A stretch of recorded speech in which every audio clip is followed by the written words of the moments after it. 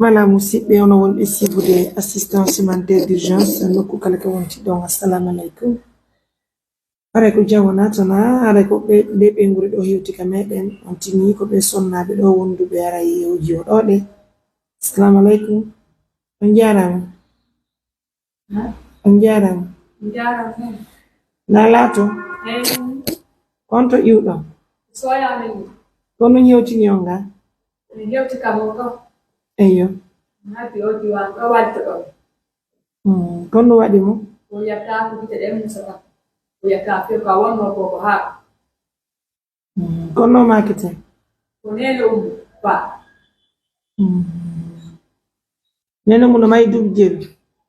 Ni. Nene mun may dum jël. Mari ko dubi. Bo ko ñi junku mo mari dum jël. Junku. Sapoy ko. Sapoy ko ma. Kono yata ka yas. O tutagite. Kono nango tuga. Utitagite se. Woni ka yasi ka nalo ma tutagite fe o yata fe. Nene mo banto. Nesa kupanto kanko nene sa tobete. Nene sa to wiete nene. Mo way non haalude. Mo wala se. Ye kay haalu gongo kadi o waata. O nesa to wol. Yetti. Yetti be mo ya on nalega. Yantu. Ça va?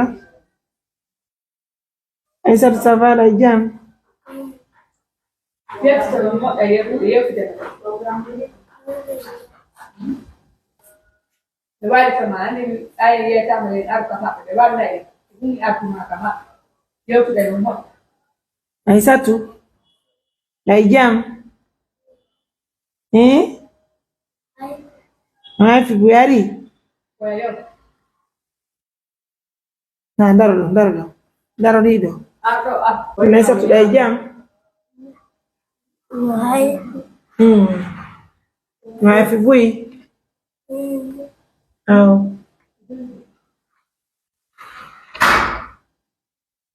Fono jam. Yung dai jam. Nay mo nang kalapkan? Ayaw no kalapkan. Wala. Ay may nabi mo to. Ganto dunigit. Dunigit yan. Por bem na opet. Koline to wat. Koline to wat. Tay no bay me hebar ferem. Me da pare ha.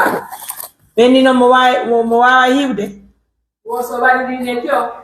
O yata ka seda heba no dibina ko kun ko ha. O yata fo. Ko wona hen ku. Ko piti seda ka ditema. Dinne tuoi ko no to. Ko ne bira. Hari faida. O wawari ya da kadunandi. Yenyan de ka ku gim. Hari o wari jara. Yenyan de nyanda faida ndimo. Kofi kita den. Ben siki ko nyama ku. Ko ka ku de ba. Me wadi dia, esau de mensori. Aw. Tajaka na nyama. Yokindo e deba de jol. Nyande wo fagite. Ha ne baka de obi tu. Ha no de obi. Yonon kono fallo me wallo. Kala yo wali to men. Baile hino no wodi to ni ko men nyama. O koron kadi men soro no mo ni neti o watto. Ilo kujana nandi mo pandu fok.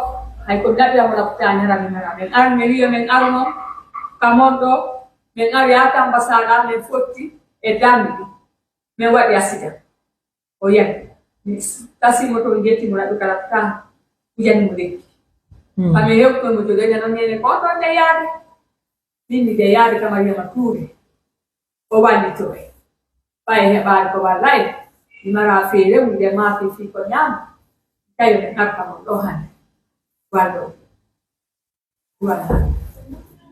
Musidɓe ono wonɓe sibude assistance humanitaire d'urgence nokku kala ka wonti ɗon. Miɗen salmini on, miɗen jarni on murade moƴƴuru. Nare kadi ko yewtika meɗen musidɓe yaray ko nendira e meɗen wonde ɓiɓɓe maɓɓe marɗo duuɓi 10 ɗo jinko ngala yide fuy hara meɗen tori partenaire men ɓe wallitormen ko fi Allah wuti annabijo on mama cette petite fille d'abord à l'hôpital nous en avons vraiment besoin dans l'urgence on va sauver les yeux de l'enfant sabu ɗum ɗo ala jangude ne wala jang sa wolanimo haray mo mari hakkille ɗen kono mi mara feere kam naɓamo wina yo jangu ani wal mara feere kam naɓamo wina yo jangude ɓanɗo maaki hono min feƴƴi kaka suudu o yaari sabu ɗum hay ko duuɗo Allah okki men janki day jankitino wondi e ngati min naati ka suudu min darmin kay simin yattini buuton ka yaasi min hayɗo wayna wata kaleti o yaha gandu fof ko ɗum ƴakki min yaltina jankiti e buuton min hayɗi ka yaasi mina yo mi waaɗo min juuto min sora letti e konki mi waɗata kono ɗanta ko haale mina ene mara feere sodu golɗum ɓanira maaki fi ko ñaami si o weelama nanene mi weelama falama ko mi ñaama hono min gerata mi wiya men alka mo waddo ɗum duwanaade non. Mesdames, messieurs, encore une fois de plus, sauvons cette famille, cette fille de 11 ans, ça fait vraiment pitié, hein. Je vous invite d'aider cette famille dans l'urgence, encore une fois de plus, Mariam Touré, MDT pour aussi, ben, sauvons cette fille, regardez, elle a juste 11 ans. Elle n'a pas fait ses études, elle ne fait pas l'école, elle ne fait rien comme métier parce qu'elle ne voit pas. Selon sa maman, elles ont déjà été à l'hôpital. Et si toutefois elle a fait une consultation, il se peut qu'elle obtienne des lunettes. Donc, sauvons cet enfant, sauvons cette fille. Regardez sa situation, ça fait mal au cœur. Selon sa mère, elle n'a même pas quoi manger. C'est comme